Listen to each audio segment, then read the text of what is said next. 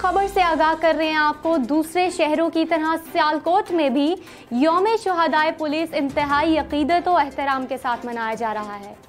यौम शुहदाए पुलिस पर शुहदा की लाजवाल कुर्बानियों पर खराजे तहसीन भी पेश किया गया। पुलिस लाइन सियालकोट में यौम शुहदा के हवाले से तकरीब का इनाकाद भी किया गया, जिसमें DPO अब्दुल गफ्फार कैसरानी ने शुहदा की फैमिलीज को फूलों के गुलदस्ते और तोहफे भी पेश किए।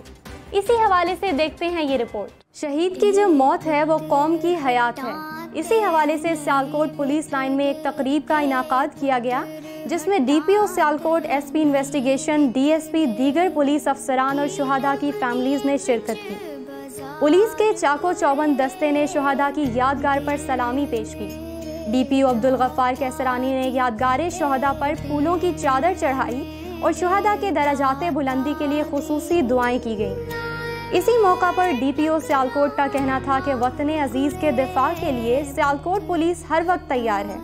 ऐसे तमाम जवान पुलिस डिपार्टमेंट के माथे का झूमर हैं, जो मुश्किल वक्त में किसी भी कुर्बानी से दरीग नहीं करते। शुहदा पुलिस हमारे मोहसिन हैं। हम अपने शुहदा के खून के वारिस हैं।